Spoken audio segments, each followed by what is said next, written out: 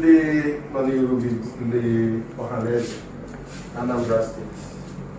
They were elected on the 8th of January 2021. I'm going to introduce you first.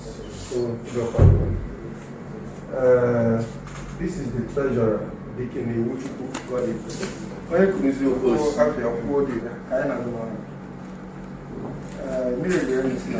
I will put I am a war until I have full His Excellency. Near Laya Karina, I wear the mayor of Ohanaeze. I said I for sale, I got full before I have any other person. What was the SSG? Omoroka Ibidolo without office in Manaimo. Mutembo actual can in a special way. Mboni in Agba, Anambra State, since he at this position. I'm not go overstatement if I say that you're one of the best chief of staff I've ever worked with. I've been in the politics of Anambra State since 1992, and I can tell better. Then again, your relationship with communities, even when I was the President General, Ebro Chief of Staff, everything I know all the communities, and you have helped in stabilizing communities. When I was the President General, your achievements in all the communities, it is commendable. His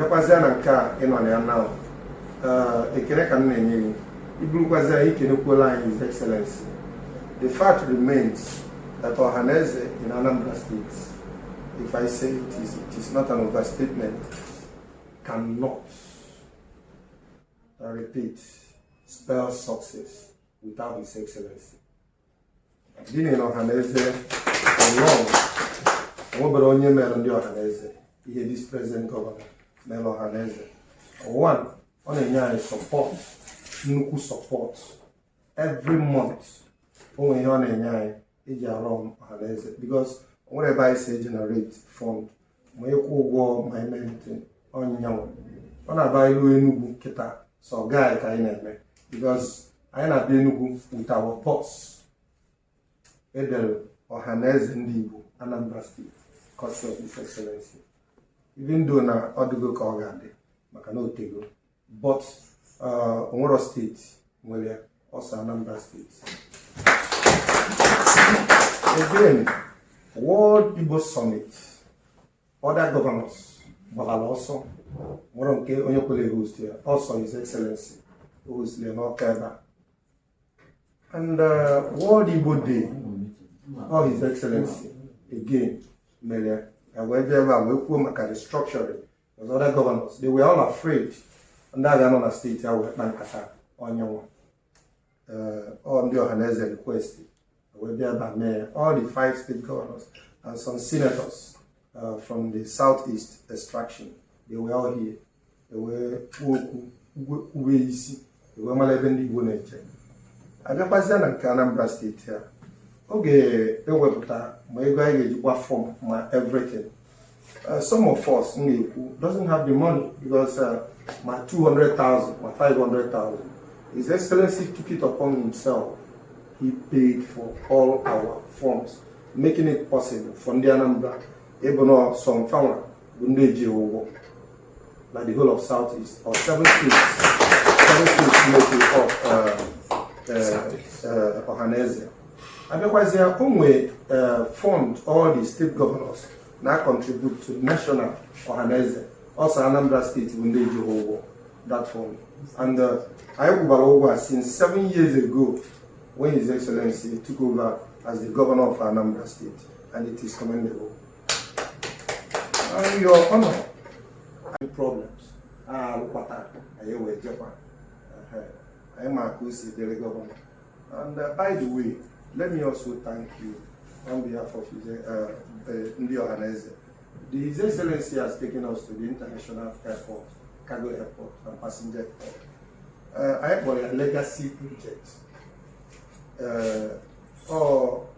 nwa tuta otonyelu ọ gwakwula anyị maka International Conference Center, ọ gwakwula anyị maka this FIFA standard stadium and the 3 bridges or flyovers.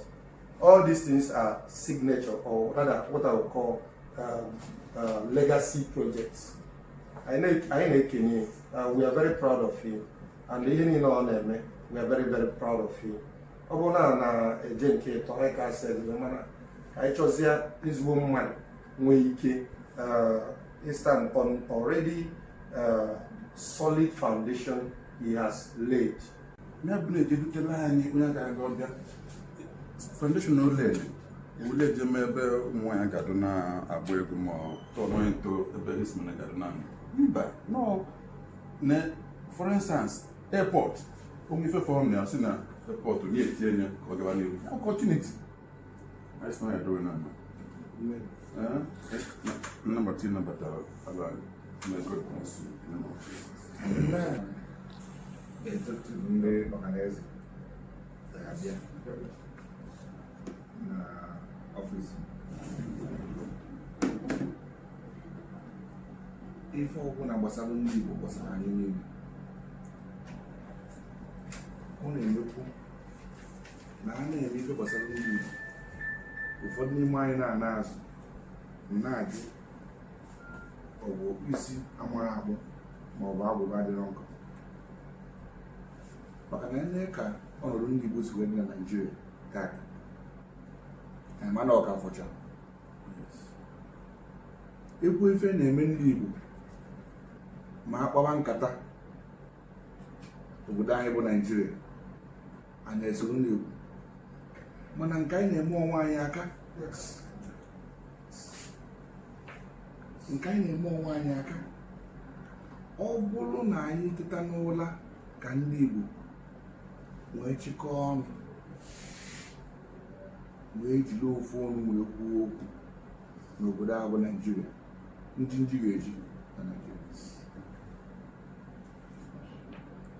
Nigerian Nigeria Moku.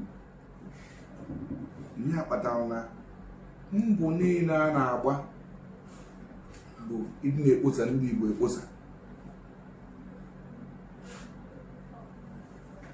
Farm no more. Uzo esi eje n'obi nwoke na-abụrụ n'afọ ya.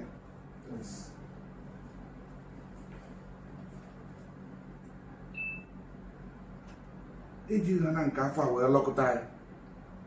Agụla anyị ka esi agụla azụ n'ofe ebu anyị eto ya. Ebubalụ ndị afọ. Wee kechie afọ ụmụfa na ezinụlọ. Fakwobezie ukwe. Ife asa fakwa ya. Nye akpatara n'oge esiri anyị ike ejikọ ọnụ. A sị na ọ bụrụ efu. O nwerekwa n'ife a na-ekwu a ga-eme na Nigeria ka ọ wee dị mma. Bụ aja alụ ka a na-atụ na ya. Restriction na-anụ a na-ekwu asụ onye enu sụọ ya anụ nọ mkpụkọ obodo wee kee ife kee ya ọfụma dozie efe otu o kwesịrị isi wee dị. Onye ọbụla enweta nke lolie onwere ife ọzọ bụ restructuring. So n'ezigbo atụmatụ ka ọ bụrụ adị atụmatụ gịnị kpatazị n'ọkwara omume etu anyị si nọdụ kịta ọ nwere onye ọbụla n'ime anyị ọ ga-agba akpọ ọnya nya gwagodo anyị ife ọ ga-agba eme obodo adị mma ọ ya n'ikwe ụmụta akwụkwọ ga-edegide ndị jupụ ya akwụkwọ na ife ọ pụtara na anyị nche amacha ife ọ ga-abụ eme obodo adị mma gịnị kpatasị na ya dị eme gịnị kpatasị o ji esizi ike ime maka na achọrọ ya achọ maka na ọya na-ekwụrụ ọgwụgwọ ọbọ ya na-amara abịa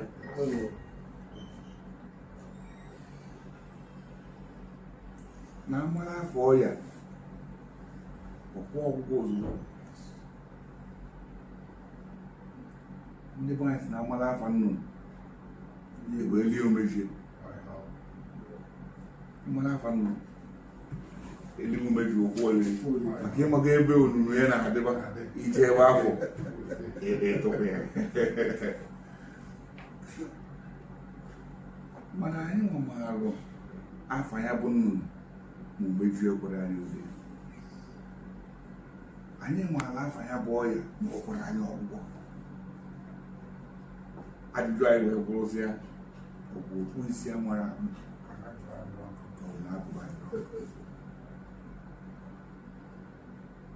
anyị ga-eketakwa n'ụlọ eziokwu n'ife ndị Igbo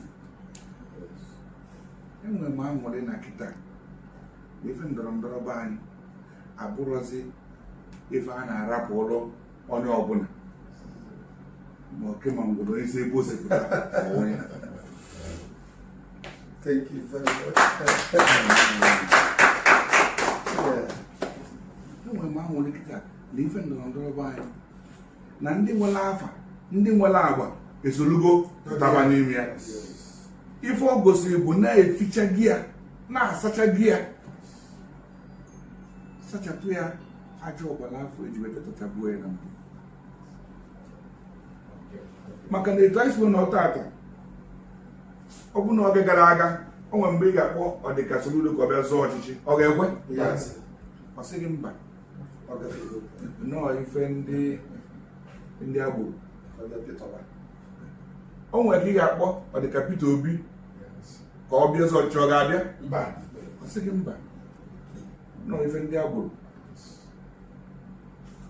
Ọzụzụ prọfesọ ọbụla ma ọ bụ dọkịta ma ọ bụ onye ọ sịghị mba maka na ndị amaalụ ka ndị nọ na ndọrọ ndọrọ bụ ndị agboro.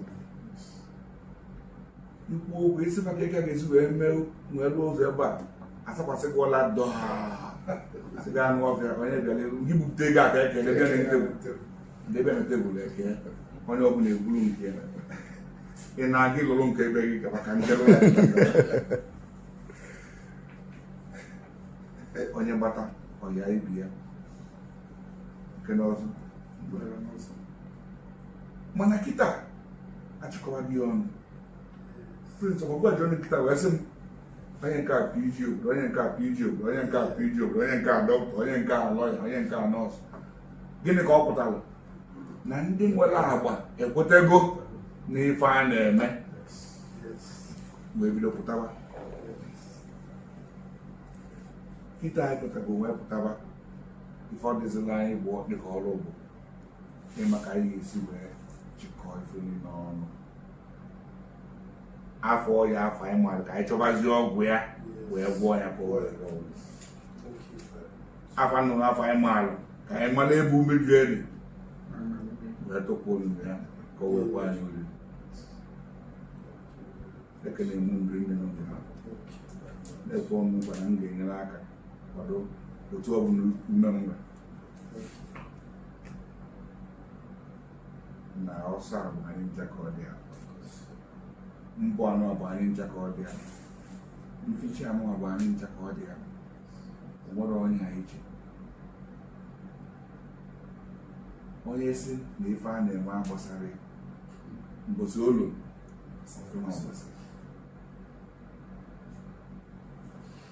onye ụmụnne ya na-agba izu ọsịfa na-akụ eri na-agba mbosi ife izu melụ na biya sọsi agba a na-alụ ụlọ obodo etu a ka na-ajụ ọ bụrụ etu a ka ndị Igbo na Anambra mana ọ ga-enwerịrị ndị pụta anụ onye anyị fere isi enwee mmebi ya.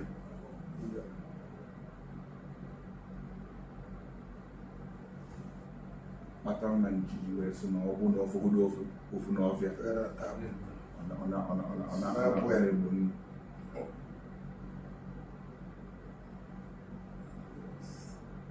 Ekene m unu rinne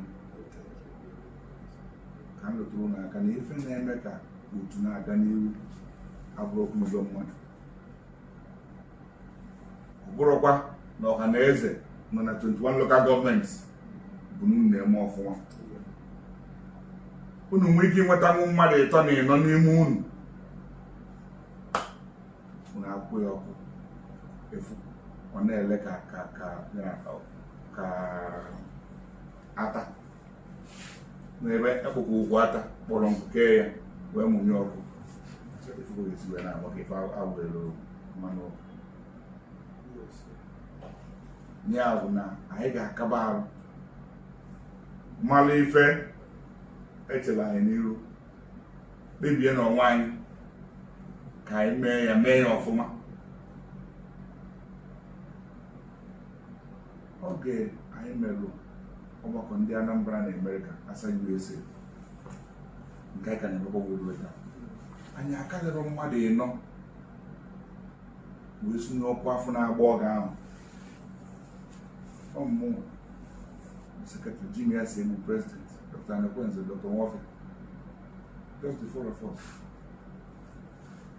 Mana a na-eme mkpọtụ niile afọ a na-eme ndị mmadụ na-emejupụta ọ dịka Asani osi abụ ofu obodo. Ịbịa nọrọ ebe akpa nkata atụ elo ife a ga-emetụsị ya gbasaa ọ bụrụ na mmadụ ị na-ngụ etinyere aka buru ya n'isi fụ na emere ya ma mmiri ọ wụsara ebe akpa na nweta ya. Ọnwe ndị anyị ga-echepụta n'onwe anyị ma nọ ife dị mma anyị mebie emegbu ozugbo ndị nke ọzọ na-anya afụzi na emebe gị ya bajụ anyị fesonye esogbu eze eme mere ya gaba. Etu afọ obodo si aga n'ihu, etu afọ obodo si aga n'ihu, etu afọ otu si aga n'ihu. Unu mmebekwu ya marakwanụ na ntaji anya dị, marakwanụ na ọ dị, ikpe ikpe dịkwa, akụmọnụ dịkwa. O nwere onye ọ ga-emekọtara nke anyị na-eme ọ ga ọ na-ekwu na ego ndị Anambra ka anyị ga-eje ụmụ na ego ndị Anambra ka anyị ji eme nka na ego ndị o wee ruo oge a na-achọ ime elekshọn wee ya ọgbafa lọbịba ka eme onye afọ trejọrị ka o jidere ego ahụ ka ọ fụ dị rekọdụ eji wee mee ife. Emechaa financial secretary resign ya si na-ekwu ya fana ka ọ bụzi financial secretary na treasury ka ọrụ ewee nyere ya onye ilu ọnwa na ọsị anyị na resign ya nsị mba na ihe a resign na ị ga-eso wee nye ego a na-eri liti of eri ara isi gara aga. Mkpu na-apụ ya n'ọnụ n'efu ọ na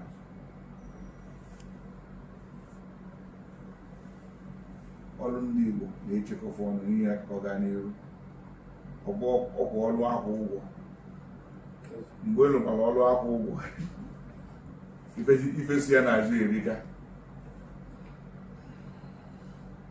Ịnụla anyị ofu ụbọchị wee chee efe etuelu na efe nwetara n'ime ya ịgwa ọrụ nke bụ eziokwu mana ezi obi na obi ga-enyere anyị aka ịfụ na itinyere anya anyị n'ife ga-enyere obodo anyị aka ọkachasị fere nyere ndị Igbo aka. Ọ bụrụ na anyị nwere ụdị mmụọ afọ anyị na-eme ya anyị ama ndị na-ene anya ife anyị tụnyere n'ime anyị ama ndị na-ene anya ife ndị mmadụ na-egbu ma anyị ama ndị na-ene anya ife ndị mmadụ ji anyị akọ n'ilo ife anyị ga-ene anya bụ ife anyị na-eme ọ na-enwekwa isi anyị na-enwekwa rizọlt. Ụzọ anyị na-aga ọkakwa nke kwesịrị ekwesị nke ziri ezi ọkakwa nke ga-edu anyị duo anyị ọfụma duo ụmụ anyị na ụmụ ụmụ anyị ọfụma ka anyị nweta ọnọdụ anyị. Ya bụ na nkenebe na-ayọ unu bụ njisikwa ike daalụ n'otu nzu